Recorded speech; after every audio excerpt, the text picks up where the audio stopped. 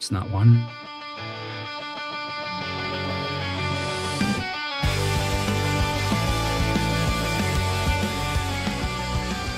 You are listening to Fanning the Flames, the OG Suns podcast that is for the fans, you guys, by the fans, us.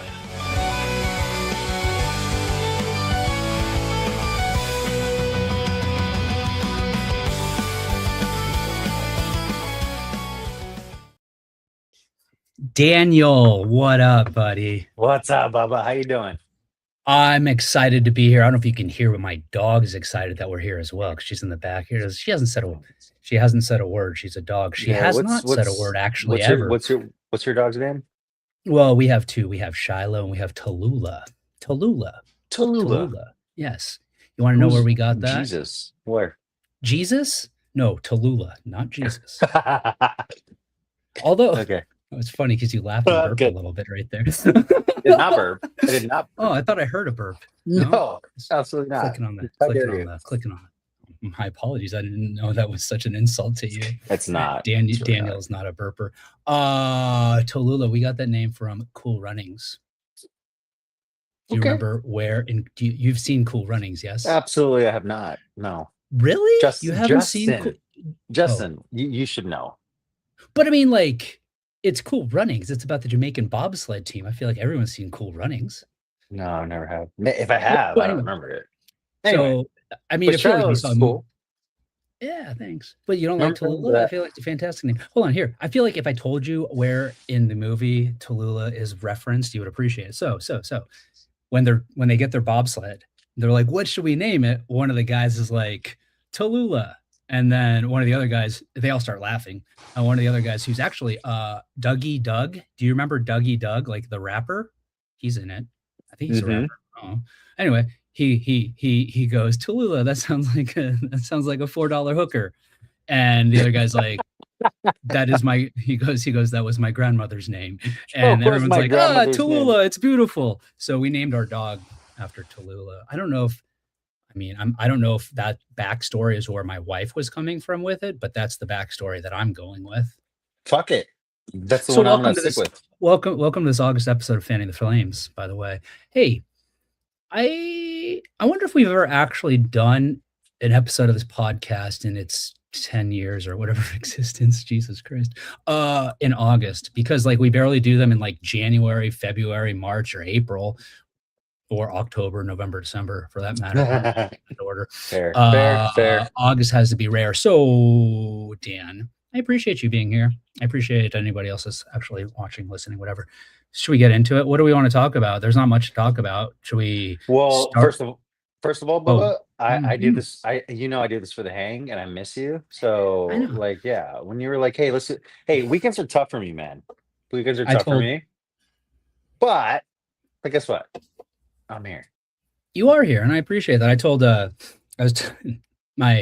case anybody out there wants me to pull the curtain back a little bit, I was telling Bloom this last week, and I was like, so I got a new like way I go about this podcast thing. I don't ask the guys anymore. I just tell them I'm going live at this time. And you know what? Like if neither show up, then I'll just talk. I guess I can do that. That's fine. Yeah. But I go, Dan's been there every time so far. And here you are again. Now Paul hates me, and I think that's what it boils down to at this point. I think Paul hates me. That's why he doesn't get on. Maybe he hates me. You know what we should do this time though is not call him during like we did last time. Yeah, let's not. He was so mad. He was so mad. He was so mad. But it's fine. Okay, Dan. Should we start with Matt Ishbia and like a what's the word I'm looking for? Something that is close to my heart, I think close to your heart. I would assume close to most people's hearts, and that's money, because like money is important to have in life to like buy stuff and live and survive and what have you. Now I raise this, and I guess there have been a lot of articles that have been written recently. So Ishbia's company, right? United. Whoa, that was weird. I heard myself talking. United Wholesale Mortgage. Lost about 600 million, I think it was last quarter. It's funny because I'm like, oh, there's a bunch of articles about it. In fact, I wrote an article on Bright Side of the Sun about it. And it's not so much a oh my God, they lost so much money. Should we be concerned about how Matt Ishbia is going to be running the Suns, as much as it's oh my God, they lost so much money. It was apparently a terrible business decision by Matt Ishbia, a gamble, perhaps, as they might say. But ultimately, Matt Ishbia remains a billionaire, a multi-billionaire.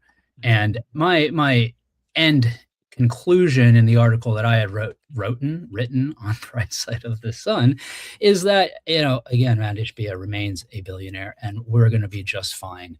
Voida wrote something on it as well on Bright Side. And his conclusion is effectively the same. At the end of the day, it boils down to one of those things where it's like, okay, if it continues, maybe it's problematic. Is it something to pay attention to? Sure. Is it maybe a time to, this is not financial advice, potentially purchase some UWM stock? Maybe. I don't know. But absolutely. Is it going to be something that we're going to see affecting the Suns anytime soon, if ever? No, I don't think so. And I think the if ever is a big if, because ultimately, again, there's business goes up, business goes down. Is this a big hit? Sure. But we're still also dealing with the second largest mortgage brokerage in the country. Yeah, brokerage in the United States. So it's not like we're going to see them go belly up, knock on wood, anytime soon. Although, maybe if I continue saying it, I'll speak it into existence. Not that, but anyway, we try to speak a championship into existence, Bubba. We couldn't do that, so I'm not going to blame you for it if it happens. That's a good point. Yeah, that's a good point. So, yeah. I bring it up just because, well, first of all, honestly, I find it interesting the way it all went down, and I'll say this: there is a little bit of fishiness about it, and we don't need this up here anymore. There's a little bit of fishiness in it, and I say that because the way it's framed, at least by the company, was we're looking to purchase this mortgage servicing company, Two Harbors, right? The idea was to be that the UWM would effectively double, if not more than double, their mortgage servicing side as opposed to their mortgage, origination side. Right. The story goes, the company invested in certain securities that were effectively hedging against the interest rates they bet on the interest rates going down, and they did not go down, they went up. Now, the story the company gives is, we bet on interest rates going down because we were purchasing this other arm of this company that tends to increase in value if rates go up, because people are staying in their mortgages. Whereas if they go down, that arm of the business is going to tend to kind of trail behind. So we did that because we're going to purchase this side of the business. We're going to hedge against rates going down, because if they go up, this business will increase. We don't need to worry about it. But the issue that I've at least seen reported from various different people is that in the context of buying Two Harbors, which is what UWM was going to do, they were going to be purchasing as well whatever hedge Two Harbors already had against their existing book, which is what, again, UWM was going to be buying. So that's why I think more has come out recently saying it was more of just a gamble, more just showing we think rates are going to go down.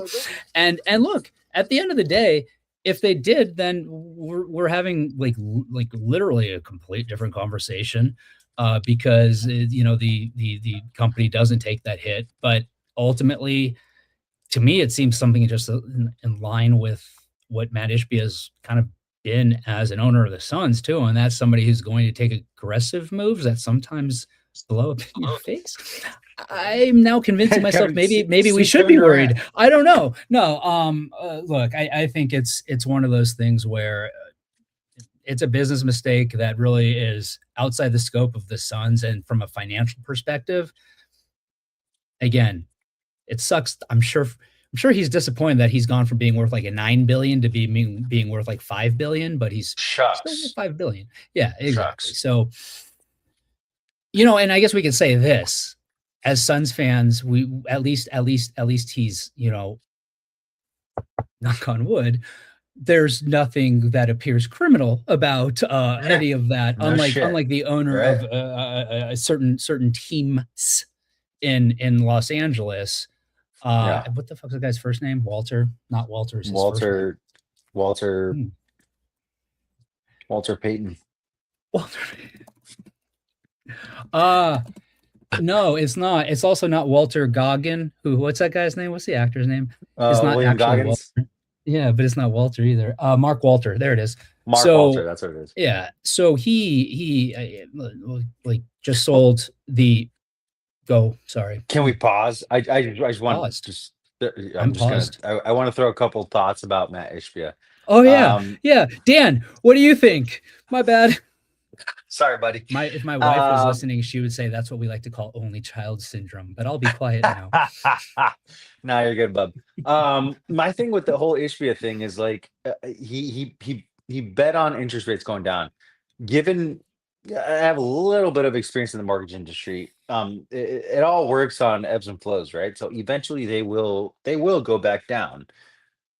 Unfortunately, it might take some type of event in the economy, some type of fucking I don't even want to say what kind, because I really don't want to put that bad juju on the country. But I will say that everything revolves in a bubble, right? Everything's a bubble. So the bubble builds up. Hey, interest rates are high. All these fucking companies are buying all these private companies are buying these mortgages, and they're buying investment properties or what have you. At the end, eventually the chickens come home to roost, right? So it is going to correct. Like, there is no way in hell that these mortgage rates are just going to keep going up. Like, it's an ebb and flow, right? There was a time, I mean, go watch the movie The Big Short. That's what I will tell people. That kind of tells you like how volatile the fucking mortgage industry is. And here's the thing. Have there been regulations set in place to continue to make sure that doesn't happen? Yes. But guess what? Those same regulations are going to help the rates come down. So if it were me, I would fucking buy the fuck out of UWM stock, because it's creating $1.40 right now, I believe. $1.40, $1.50, but it's in the ballpark. Yeah. So, and it was trading at what, like 5 something, I want to say a few months ago. Yes, I've seen it fall quite precipitously over the past. Yeah. I've owned it. I've been in and out of it. Go ahead. I'll continue after you finish. Oh no! And no, also, I'm going to put this out there for my own. Thank you. Yeah, not financial advice. Please don't do this. Please. Trust me, nobody should take financial advice from me. God, I only put that because you very affirmatively said that people should buy stock, so I want to make sure that we're not actually giving financial advice. Okay, well, Phil. So what happens when you do a podcast with a lawyer? You're welcome. Thanks, buddy. I appreciate you. Please, yeah. Hey, don't. I'm not telling anybody this is not financial advice. Please do not buy UWM stock ever. Don't do it. At least on your advice. No, do your own research. That's all we're trying to say. That's what we're saying. I feel like you should also not tell people to not buy it, because that is also financial advice. Just no financial advice. Just shut the fuck up. Dan is just saying things. Do not take it as financial advice. Do your own research. Dude, is this what doing the podcast with the lawyers like?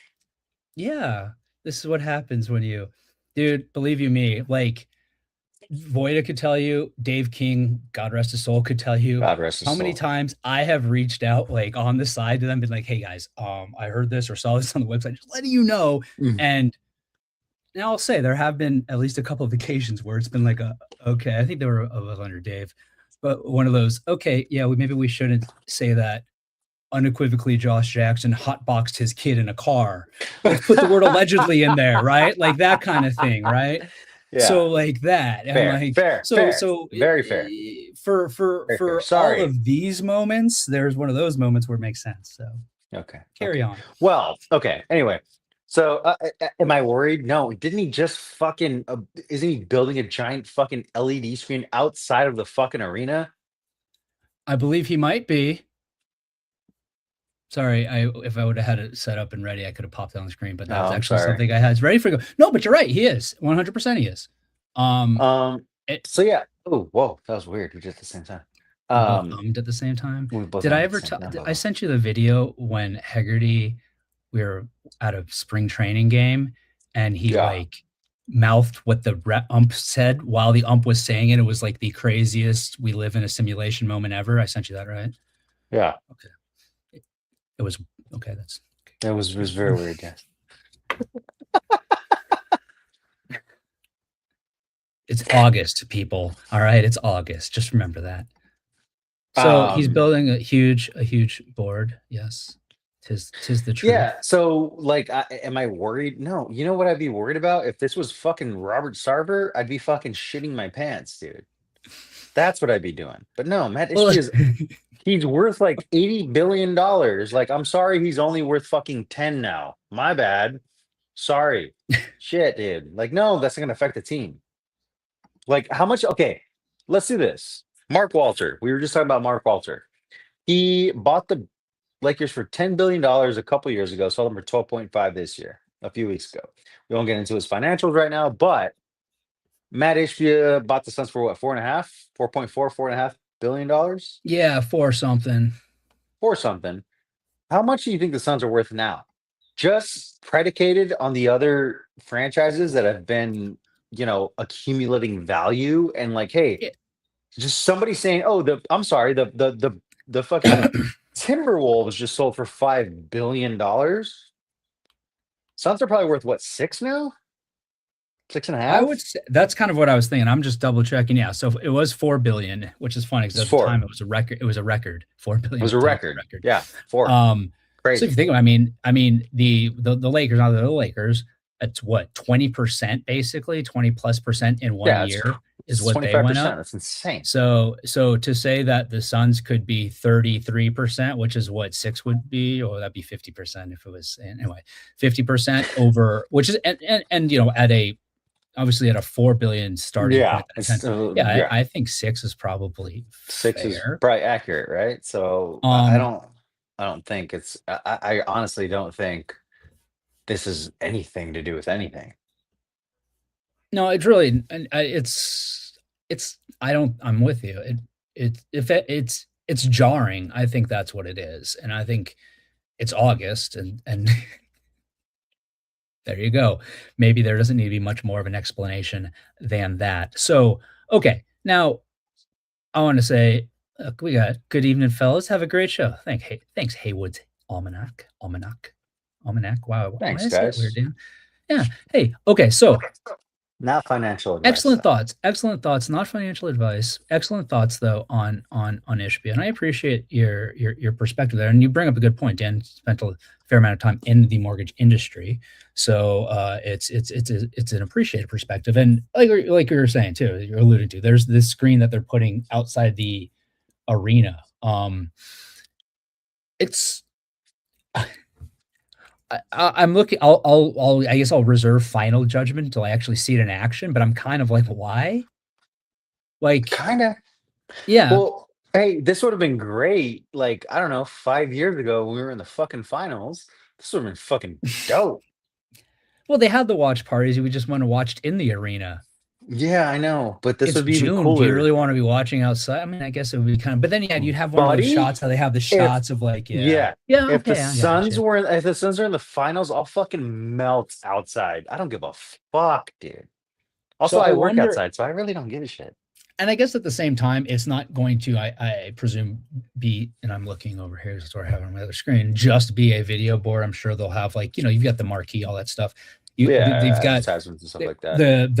The on the corner right there, they've got the big, box advertisement thing that has all the things that are coming. I wonder if they'll just get rid of that, and this is just going to be more of a big thing of that, because they've got all of those screens inside when you walk in too, right? Yeah. Now, what becomes of those? Like, I'm assuming they'll just keep running because this is outside. There's no reason that those inside wouldn't still be running the same thing they've been running, like pre-game stuff, other NBA games, what have you. But look, if you think about it, Ishbia has said really since day one, we're going to improve, we want to focus in on the fan experience. We want to make it fun going to Suns games. And this is part of that, no doubt. Right. And it's him presumably also putting quite a bit of money forward to do this, or the organization at least. So again, to the point of what we're kind of talking about. But what's the scoreboard company that had the deal with the Clippers? I want to make sure it's not them doing it, right? Like Tektronics or whatever, because it was like another, potential Kawhi deal. Potential fucking fraud team. Yeah, dude. Yeah, one of those more avoiding the salary cap accusations. That's another weird situation, because that was resolved, but is not resolved, and is still under investigation. Is not like there's been no that article came out, right, in ESPN, but then the NBA came out and said that the article wasn't accurate, and I don't know if anything came out after that, frankly, because I'm just kind of talking out of my ass right now. I haven't looked into it further since then. That trade's still in limbo, right? Kawhi to the Raptors? Has not been finalized, I don't believe yet. Let's see. ESPN Clip. Yeah, see, NBA calls ESPN's Clippers investigation reports inaccurate. Been kind of a rough week for ESPN, man. For Shams, Jeannie Buss, all that shit. Yeah, Jeannie Buss. And to just confirm that the results in the matter, the NBA says the results in the matter will be made clear once the investigation is concluded. So point being, they're saying the investigation not concluded. Now, I'll say this, because the investigation is being done by an outside law firm, which is pretty standard when you have something like this. And I see it most often, and even we've seen it as Suns fans, and maybe not directly, but in the context of some of these employment investigations, right? When there's issues going on internally, a lot of times outside firms come in and do investigations. Now, this investigation, and I get that it's not just an internal employment thing, but a much, much bigger investigation. It's been going on for like a year, right? Give or take.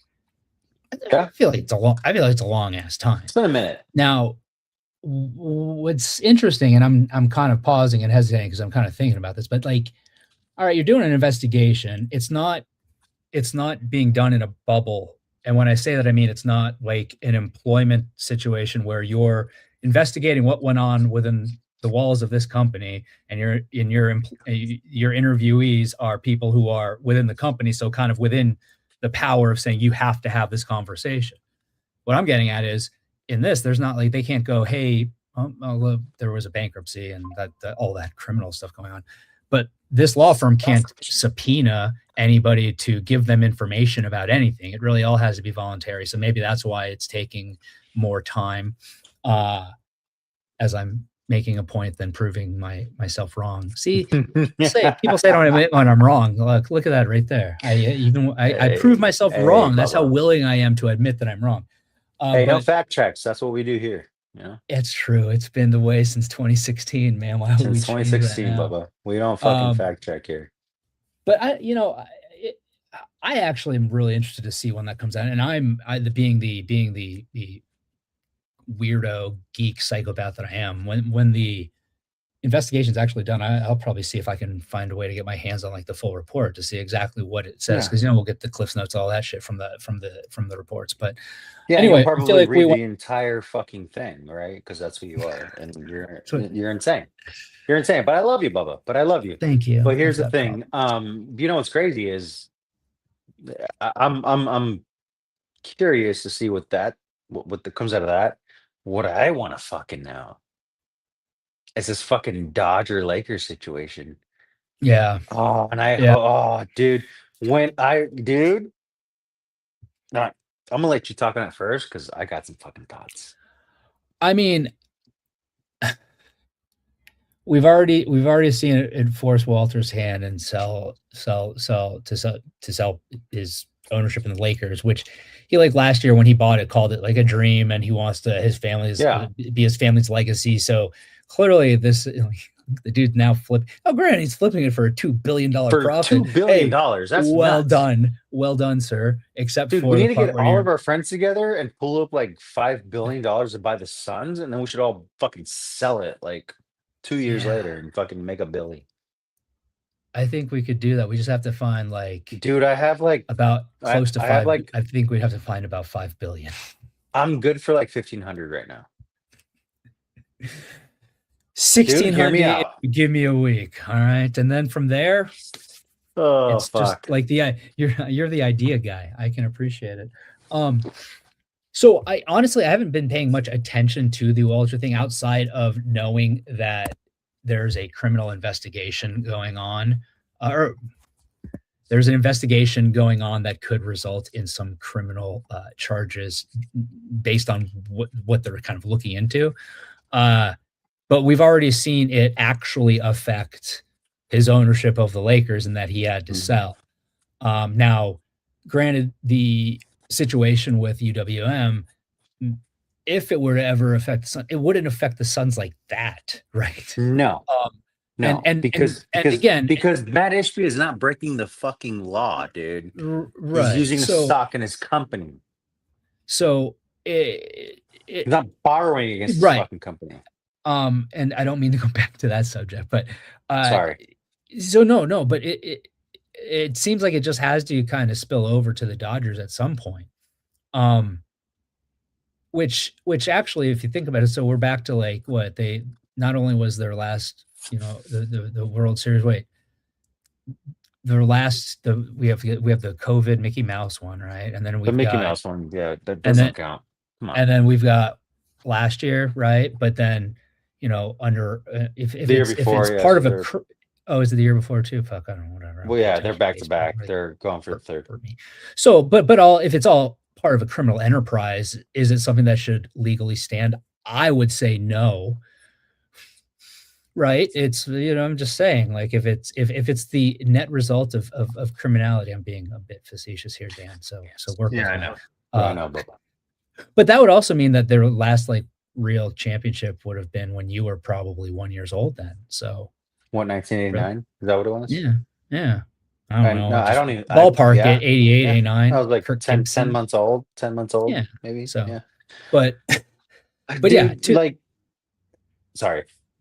No, I was just gonna say, to the point, it's night and day. Like there's no comparison between Walter and anything going on here. But that's that. Yeah. But hey, Dodger fans will love to like remind you about Ishbia shit. Like, buddy, you guys have $1 billion fucking deferred past 2039. Are you shitting me? Maybe it's earlier than that, but still, $1 billion. $1 billion with a B. With a fucking B. And this guy doesn't have, guess what? He didn't have it. He didn't have it. It's all fugazi bullshit money, dude. He's literally borrowing against his own fucking company. Now, is it going to affect the Dodgers? Probably not, unfortunately, because, hey, when does it ever fucking work out for Arizona, right? I would love for them to have to start fucking trading players. I would love for them to have to trade off fucking Blake Snell and Tyler Glasnow and Tarek Skubal and all these fucking players that they were like, hey, I'm sorry, Kyle Tucker. Hey, I know you're a little bitch and you cry on the fucking bench and you drop fly balls routinely, but hey, you're $60 million a year for the next fucking 4 years. Guess what? It's all bullshit. Edwin Diaz with your little fucking trumpet bullshit. Fuck you, dude. You blew three. You blew 3 saves against the D-backs, 2 back-to-back saves against the D-backs. Should have lost. They blew the second game because the D-backs suck. And we'll get into that fucking topic. But the problem with this is I just went off on 2 players that are probably making a combined around, what, 80 to 85, $90 million a year for the next 4 years. And they're both disasters. And the fact that they can just be like, meh.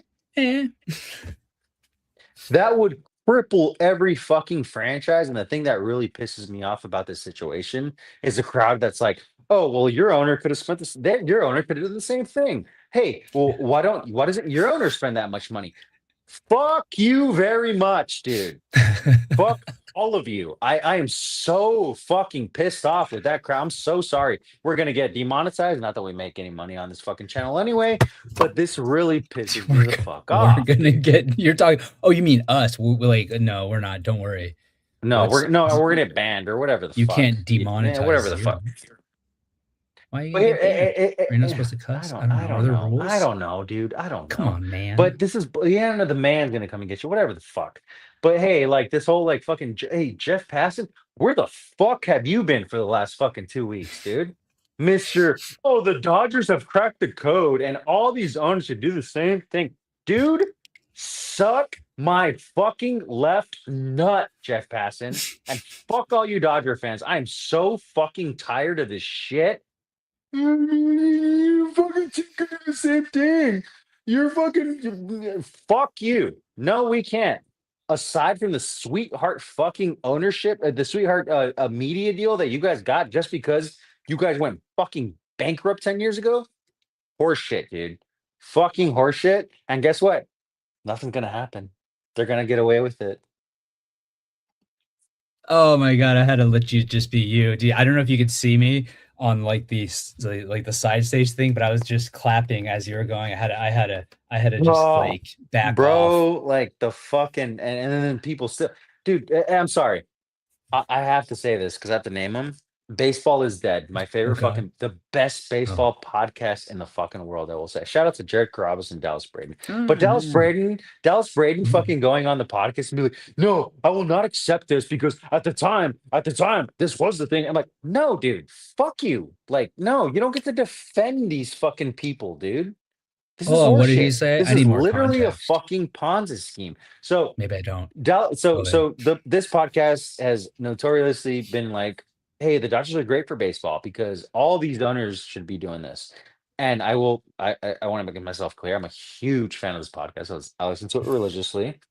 Fan of all the guys.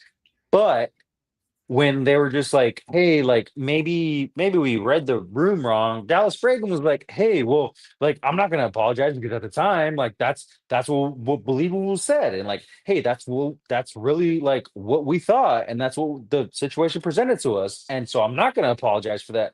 I'm like, dude, people were literally telling you like, hey, stop glazing the Dodgers. Something is up.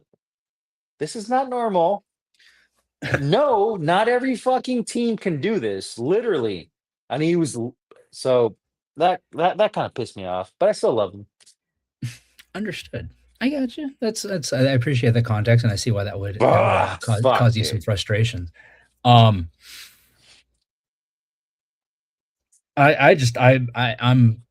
want to know where we go from there because that was just fantastic. No, I need you to put your lawyer hat on and tell me how this is going to fuck the Dodgers over. Oh, I have no clue how it's going to fuck the Dodgers over outside of part if they're primary, like they get sold, maybe, right? Yeah. No, it's not. It's not. Like I said, it's not going to change anything, but it just sucks. At the end of the day, it does though. Here's what I will say is, okay, if the owner that owned the team and made all these deals with deferred money doesn't have the money to do it, doesn't have the money to pay it, will never have the money to pay it, probably without a doubt will not be the owner of the team when that money actually starts coming due. Nope. But how do you just find an owner who's willing to effectively do deals that this guy did that no other actual MLB owner is willing to do? Does that make sense? You see what I'm saying?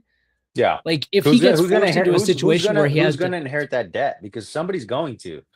Right. Because guess what? If the Dodgers go bankrupt, get in line. Get in line. But then I guess there's going to be a fucking line of debt collectors that want their fucking piece of the pie. That want to wet their beak. And so anyway, I don't know. Well, I guess that's what I think that's what it boils down to, though, is it's going to be if he's in a situation for A, B, C, or D, whatever reason he has to sell the team, anybody that comes in is going to go, okay, yeah, I want to buy it. And I get that this is what valuation it could be, but when you take into account that I have to worry about this coming due in the future, I mean, or I guess I don't know. I don't know how those deals would work. Maybe it all gets roped into the valuation of it Who knows, anyway. man? Who knows? Who cares? Why? Wow, we've talked so much baseball. Should have done diamond talk, like you said. Like I said. No, I know you said, but but then you know, there's reasons. Yeah. Well, just not really. The reasons. Well, okay. So Dan, do we? Do you want to pivot to our backyard and why our backyard's on fire? That's why I was pausing, because I was like, we talked so much baseball, but yeah, I still want to, because I just need to. I need to hear. I need to know. I want to hear you talk about. We want to talk about Ketel. Yeah. Can I start? Let me start from You start, please. I need to hear all your thoughts first. Well, because I have thoughts. Now, it's kind of interesting, because I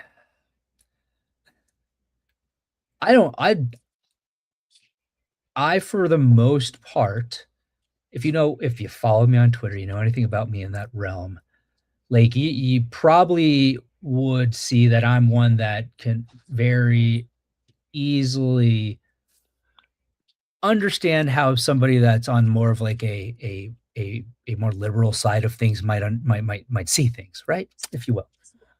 Sure. I pause a little bit as I'm saying that, because I'm also a labor and employment lawyer, and I think that's the answer to my question. I don't understand how anybody can defend this guy. Like, I just don't, because he has not just one time, he has on multiple occasions just not shown up without saying anything to anybody. Like, you put everything else aside, that's as an employee, he's an employee. As an employee, that's completely unacceptable. And for people to be like, oh, well, but no, there's no anything. He should, like, if he's hurt, then that's what should be said. He's not hurt. If he has some mental health problem, that's what, okay, maybe that's not what should be said, but then the response from the team wouldn't be what it is. If it's an ego and I'm acting like a child problem is what it is. And again, if you look at it from a very simple perspective, it's inexcusable to just not show up. And let's even make it even like a level below, for lack of a better way of putting it, a level even less formal than employment. What if Dan, earlier tonight when you were like, hey, give me 10 minutes, and I was like, cool, what if he just didn't show up? Would I be like, all right, it's fucking Dan, he's just I'd be like, okay, is Dan dead? Like, what's going on? And then if tomorrow you were just like, oh no, I just didn't feel like going to work. I didn't feel like it. I'd be like, eh. So again, it's like you can boil it even down below employment and professionalism to common human decency, especially if you take into account, and look, man, like, whether people like the guy, don't like the guy, whatever, but there's no denying that Torey Lovello cares about Ketel Marte a lot. His players in right, general, but his players as a whole. But he said recently even how there's like a father figure like mentality with him and Ketel. Maybe it is again across the board, but like, to be disrespectful to a guy who has gone well out onto a limb for you on multiple occasions is just unfathomable to me, dude. Like, I don't get that at all. And I don't get how anybody can look at that situation and be like, yeah, but. Yeah. Listen, if I pulled that shit off at work, I wouldn't have a job. So, right. Like, and you probably wouldn't complain about it. You'd be like, yeah, I don't deserve that. I guess I don't deserve a job. Yeah. Right. I think the thing that bothers me the most is like, it has been very, like, the Tory Cattell relationship has been very much, even like the front office with the D-backs, it's been very much chronicled over the years. Unfortunately, Cattell, hey, you and myself, sorry if I'm outing you, our mothers have passed away. Cattell's mother passed away tragically in a car accident a few years back, and the front office, Tori Lavello, flew out to the Dominican Republic, went to the funeral, was there for him. They've been from basically what we can see in the public eye as much as we can. It has been a very good relationship with them, and Cattell said he sees Tori as a father figure. Tori has said that about him and multiple other players. At the very least, at the very least, this is a giant fucking slap in the face to Tori Lavello, to Mike Hazen, to the D-backs, and to the fucking fans, dude. What are you doing? Hey, man, you think I don't fucking, you think there's times I don't want to fucking show up for work? You show up. Hey, sometimes you half-ass it a little bit. You fucking show up and you're like, hey, I don't have 100%, but hey, 40% of me today is probably better than me not showing up, right? Yeah. Because at least I'm here. And this dude just said, fuck it. Yeah. No, I'm not going. And the reason still hasn't been made clear, and still the organization is still trying to cover for him because they're like, well, he's a knee injury, right? Honestly, I it's a bad look, but honestly, the casino thing doesn't really bother me that much. It's a bad look. It's a bad look. That's what the casino thing was. I think it's more than a bad look, because I think it's him trying to like force. I think he doesn't want to be here. Like, I think it's making very clear he doesn't want to play for this team. And I think he's doing that to try to make the club look foolish and try to force their hand to do so. I think they have to. I don't think he can be on this team next year. Oh no, he won't be on this team next year. Yeah. I mean, no, there's absolutely and no I way. would venture to guess that the casino thing ends up being the final straw that causes that to happen. Because, dude, like if you think about it, man, okay, everybody that's like, oh, he's free to do what he wants. But you think he went to a casino during the team's game just for fucking shits and giggles? You don't think that was intentional? Come on. You don't think he was going to be seen? Come on, dude. He did that absolutely on purpose. And guess what, dude? Like, is that his right? Absolutely it is. But should fans have the right to be pissed that he's basically trying to force the club's hand? And like, look, 1,000%. Absolutely. 1,000%. And I don't understand either, dude. Like, okay, if you want out, just say it. Tell the team you want out. Why do this? Also, but again, ego. You have 10-5 rights, dude. You can force your team. You can force your way to any team you fucking want. And you know what hurts, buddy? Have you heard the proposed trade that the D-backs turned down on the offseason from the Boston Red Sox? No, stop. Go ahead. Tell me. It was Peyton Tolley and Franklin Arias. Franklin Arias is like like a top 3 prospect in baseball. He has like 30 home runs in the minor leagues this year. Peyton Tolley's a fucking beast, and he would fucking fit in so well here. And you know why that fell apart? Because instead of Franklin Arias, they wanted Marcelo Meyer, who the Red Sox traded this past deadline to the fucking Giants for a fucking mid-level reliever. So again, you want to know my thoughts? I think Mike Hazen needs to go. Mike Hazen needs to go. Why the fuck is Jake McCarthy on the Colorado Rockies right now killing it? I know, dude. Why? And Blaze was doing quite well last I looked in Baltimore too. I think he got hurt recently. Didn't get hurt or something. Let's not talk about Let's not talk about how you traded a fucking. Hey, when was the last time this team? Brandon Fogg's been doing great, right? He's been a fucking killer. Like, God damn, crazy, right? Since he came back, right? Nuts. This last fucking against the fucking, when was that? Who was it against? Who did they just play before the Reds?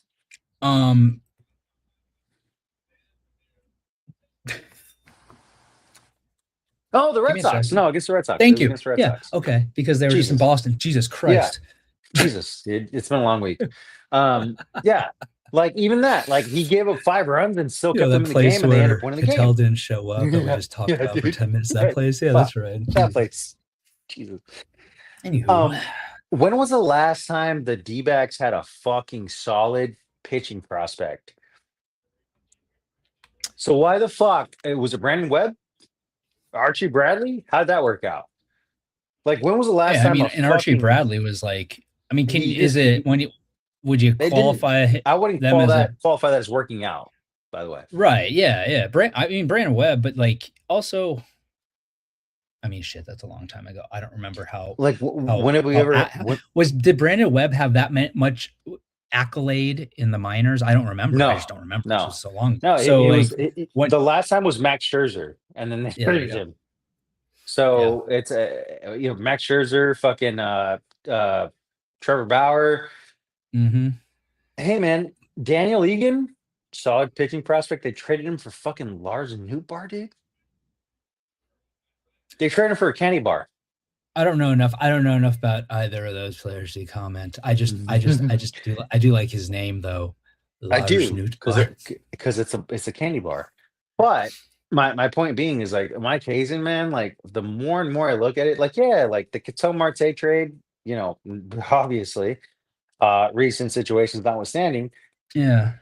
Fantastic trade, right? He's made some great trades. He's made some great signings, but at the end of the day, like, dude, good point. It's a really good point. Where the fuck were you at the trade deadline? You were banking on Corbin Burns coming back?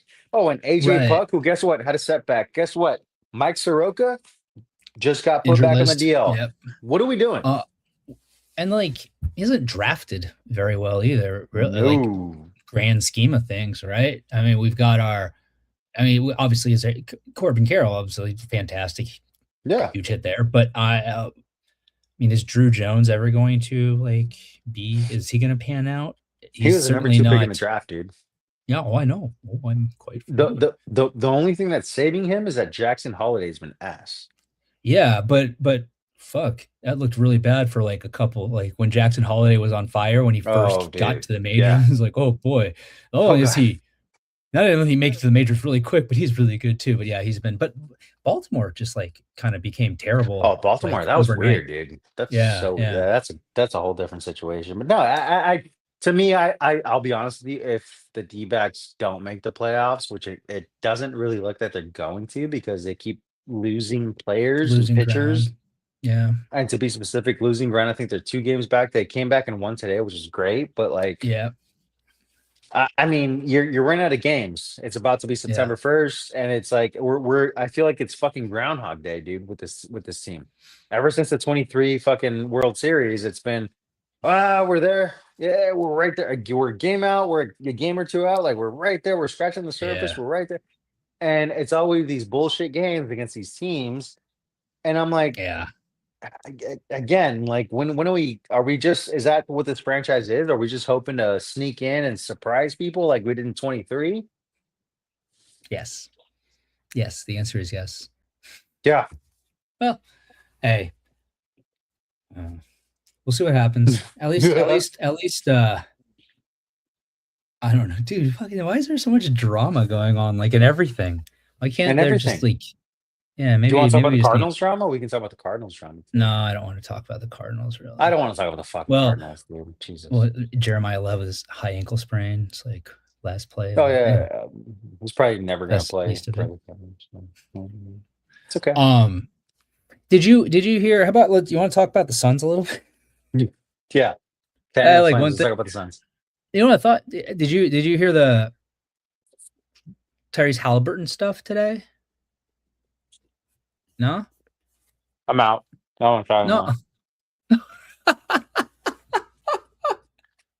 I'll come back. Is that a no? Where'd he go?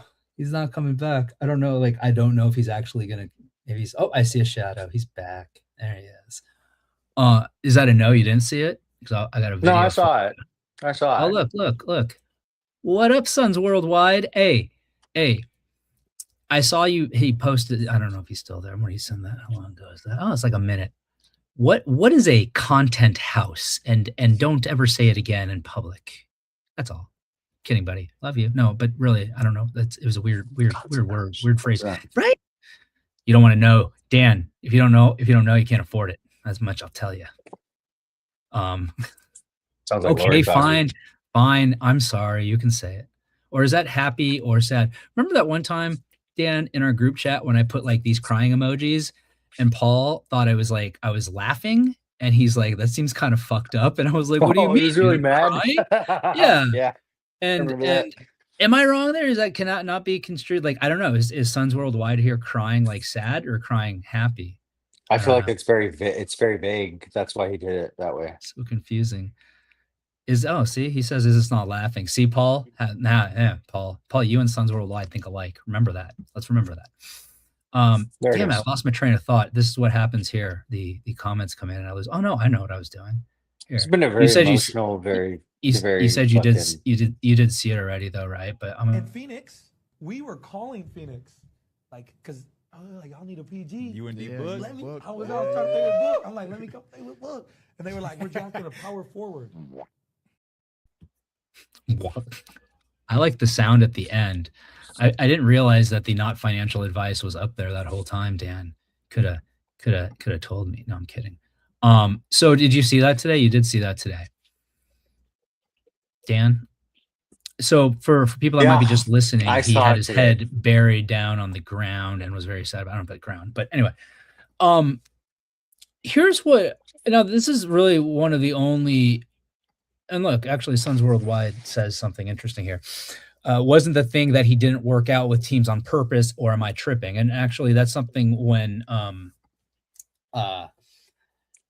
this interview kind of made the rounds today. Voida or Sun, I think it was maybe the Jam Session account said something similar, and that wasn't there something with Halliburton not wanting to go to certain teams or what have you.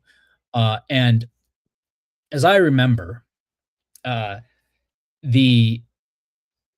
were reports at the time that like Halliburton's team was telling teams, his camp was telling teams like in the top 10 to not pick him, right? And then there was an interview with Monty Williams that was actually like a couple of years after that, where he was asked about Halliburton. This was after Halliburton was traded to the Pacers. And he said something to the effect of, yeah, we liked him during, the draft process, but we couldn't get him. Now, obviously they could have gotten him because they sure could have. He was available. Could have. But I kind of always felt like that, putting that all together was effectively Halliburton's camp saying, that the Suns were part of that grouping, and they would have been from that perspective of them being, in that top 10. Now, ultimately, I think what we have are pieced together kind of reports, and we're also talking about shit that happened 6 years ago. But I don't know. It's kind of interesting because there are people out there that like me, like the recollection is it came to light that Halliburton to the Suns just wasn't something that was in the cards because of what they wanted. But now we have this coming out with Halliburton now. Who knows? Maybe it's a situation where his camp said one thing or again, 6 years has passed. Maybe there's some, differing recollections, but at the end of the day, it does. I mean, it opens up an old wound, right? Because we'd have a championship. We'd have a championship, dude. Let's be real. That just felt like such an obvious pick, right? Could you imagine Tyrese Halliburton on 21 Suns? Yeah, it would be fucking glorious. Like we'd have a championship. I'm not. Can you imagine on the 26 Suns still too? Like, dude, right? Yeah, I mean, that's one of those. Go ahead.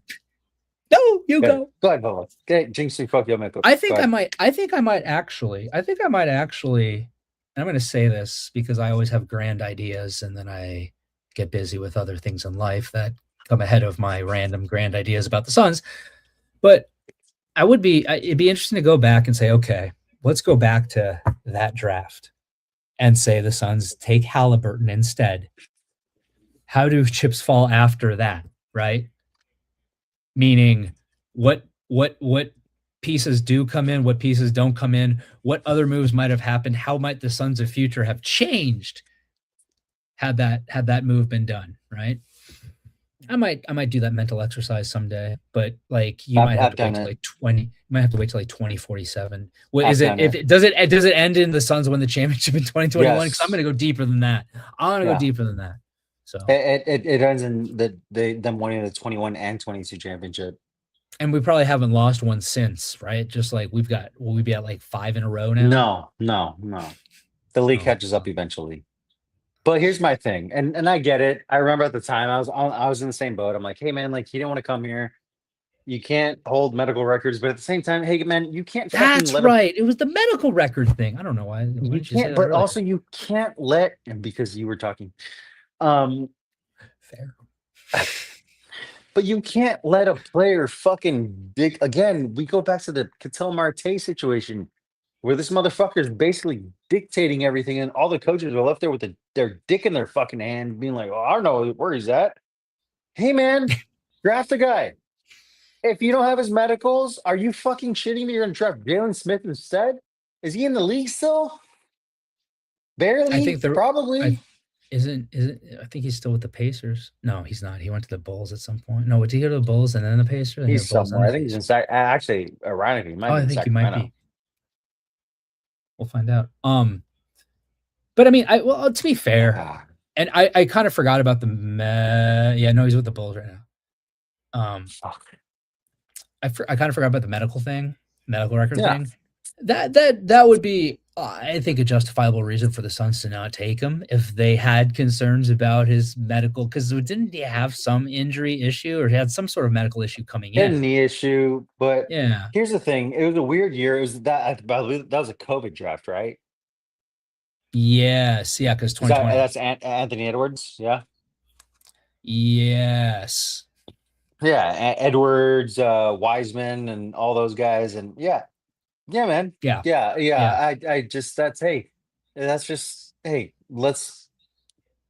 let's just fucking sum it up. So that's just a fucking Suns luck, yeah. But also, this is a kind of a fucking wild ass draft. Like, ooh, isn't Maxey in that draft too? Anthony Edwards, okay, sure. James Wiseman, LaMelo Ball, okay. Patrick Williams, Isaac Okoro, Onyeka Okongwu, Killian Hayes, is he still in the league? Nope. Obi Toppin, Denny Avija, obviously not just in case, not Denny Smith Jr. Jalen Smith, Devin Vassell, Tyrese, Kira Lewis Jr., Aaron Naismith, Cole Anthony. Jesus. I'm looking to see if anybody, Maxey there at 21. So, yeah, I mean, look, it sucks. It's always going to be something that sucks. But look, at least now we have Bradley Beal's dead money. And we're bottom 5 seed in the West. He's awesome. But we still don't have a championship. We're going on 75 years, Bubba. Although here's the good thing. Here's the good thing is we've for the situation the Suns are in, they've done a lovely job, I think. Pivoting. Yeah, pivoting. They've done about as good as they can. I don't buy that bullshit. Yeah, I'm not sure about the whole upsetting CP3, dude, because he was already on the back end of his career. If that was a problem, he can go fuck off. Hey, there you go. Sorry. That's beautifully said. I don't even need to say anything. The fuck out of here. Upset CP3. Okay. He was here for 5 fucking minutes at the time, dude. They just signed him. No. You have no fucking moral ground to stand on. You have no rapport. You have no fucking, you got nothing built here, dude. Like, you don't get to be like, oh, fuck you guys. Cool. You're a Hall of Fame point guard. Guess what? You've also choked in the fucking playoffs multiple times. And guess what? You did it again with us. So guess what? We would have fucking drafted Tyrese Halliburton. Fuck. Now I'm pissed. I feel like you escalated really quickly there. You got very upset. Sorry. Because I that's the fucking worst. That's a loser mentality. Well, we don't want to upset this player. No, fuck that, dude. Also, like, I don't know. It didn't seem like that would really be. He's not. He's also not Devin Booker. Well, no, I'm saying like I feel like CP3. It's CP3, not Devin Booker. Okay, so what I'm going to say here is I feel like CP3. I don't know that he doesn't come across like the type that would upset him either. It's like, hey, we're drafting a point guard to learn under you, and he'd probably be like, dope. Like, I don't know. That doesn't seem like he just doesn't like he doesn't seem like the type that would really be upset at somebody coming in that's clearly going to be behind him. Because remember, like you said, we had just gotten him. It wasn't like CP3 towards the end of his tenure here, or CP3 when we saw him with the fucking Spurs or whatever, 2 years ago, last year, whatever. He still had a lot of game left. He still had those games where he won games for the Suns still in the bag for him, right? So, like, having Tyrese Halliburton in as a backup to learn from him would seem to be almost would seem to be even more of a compliment towards CP3. But this is what we talk about in August. We'll never know. In baseball. We'll never know. We will never know. We'll never know. We'll never know. Let's not talk about the 23 D-backs. You want to go down that fucking rabbit hole? No, I don't. It's been an hour, Dan. I think we did a good job to put together an hour of us. Do you want to talk about how Alec Thomas has had 2 RBI singles in the last 2 days for the fucking bitch ass Dodgers? No, I don't really want to talk about Alec Thomas being on the Dodgers either. That is kind of sad. It really bums me out. I loved him. He's one of my favorite players, but whatever. I'll always remember him taking the ride of his life against the Phillies. Maybe he'll come back soon. No, I don't want him back. Fuck him. He wore that bitch ass uniform. I don't want him. No. Like AJ Pollock. Oh, I remember that. Random Diamondbacks that want to become Dodgers. Luis Gonzalez, that douchebag. What did he ever do for us? What did he ever do for us? That was weird, dude. That was so weird. Yeah. That was super weird. Steve Finley also went to the Dodgers, by the way. What's the weirdest? That's a good, interesting exercise, mental exercise.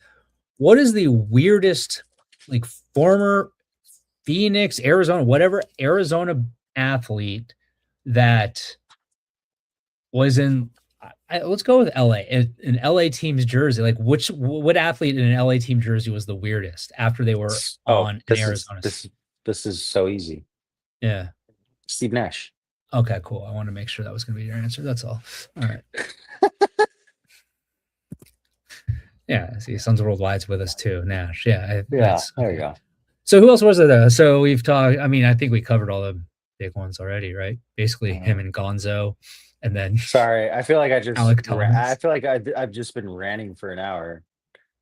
No, not really. Sorry. I'm trying to think of other weird jerseys that like Arizona players have been in. Mikal Bridges winning a ring with the Knicks when he should have won one with the Suns. That's super weird. That was really weird. That fucked with me. Emmitt Smith wearing a Cardinals jersey. Someone's Worldwide says. But he didn't. We're talking about people living here. Like, if you want to go that route, we can go. Yeah, we had a lot of those. Shaq, we can go a lot of those, dude. Like, people just come here to just fucking retire because it's fucking Arizona. So right. I'm talking about like people leaving. We're gonna retire there when we're fully rich, like in our 50s anyway. Might as well see what it's like in our 30s, right? Like that's. I mean, basically we had Kevin Durant at the end of his career, so it's like we didn't get him in the prime of his career, technically, right? I'm sure. Yeah. Sean Green, remember Sean Green? Sean Green, yeah, but he didn't. Wasn't he with the Dodgers before he was in the D-backs too? He was before. So. But I'm more. But he go back, or I got you. Argument, but like I feel as far as people that left here and went to like a weird rival, like AJ Pollock, that was weird, and then he talked shit when he got there, which is fucking even weirder. And I'm like, all right, dude, you were fucking chill, bro. You were fucking injured like fucking 75% of the time. Like, get the fuck out of here.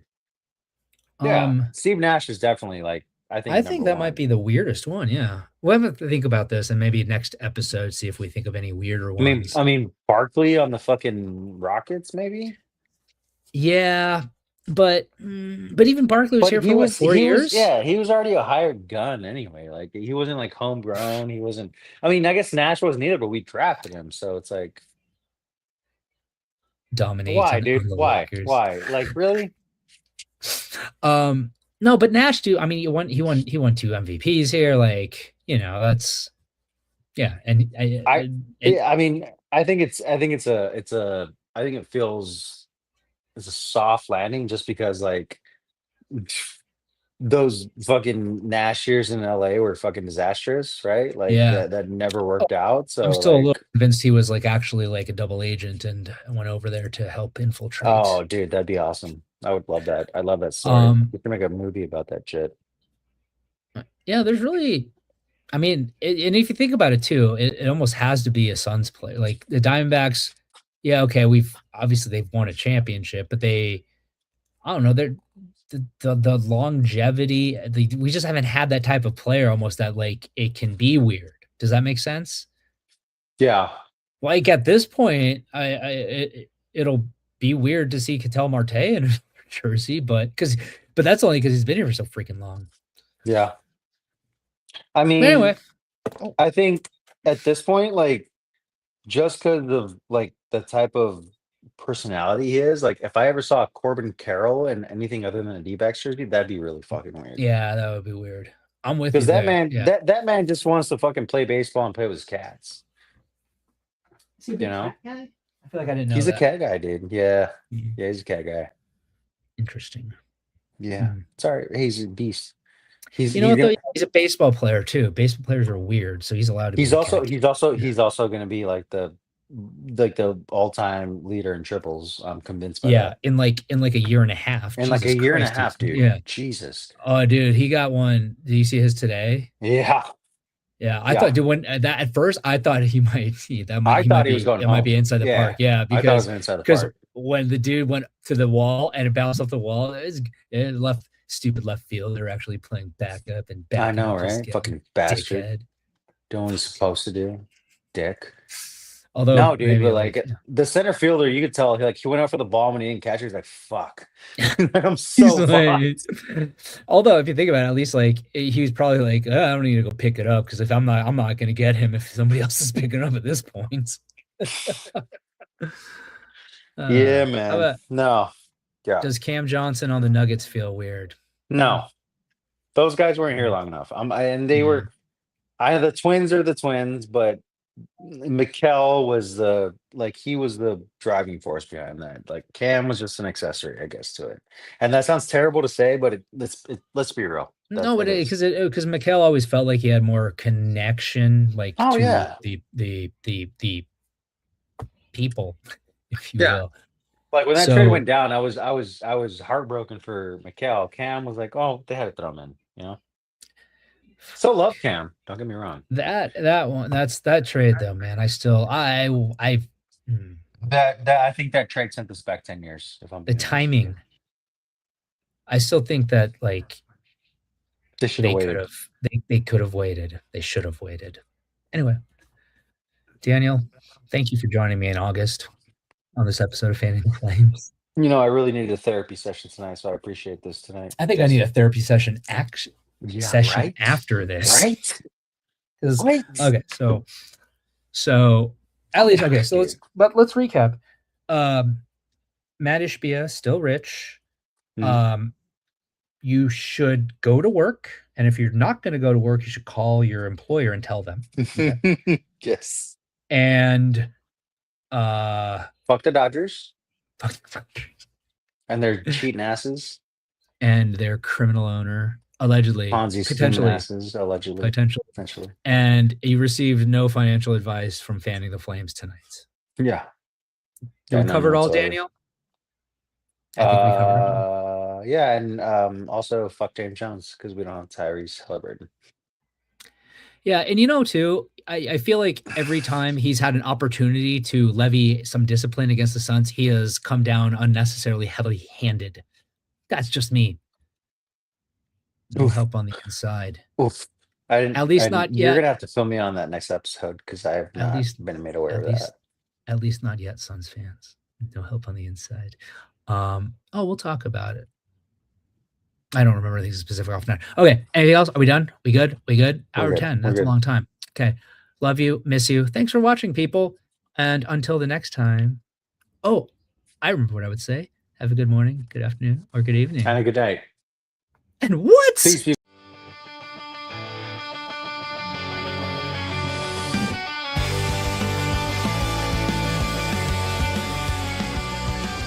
You are listening to Fanning the Flames, the OG Suns podcast that is for the fans, you guys, by the fans, us.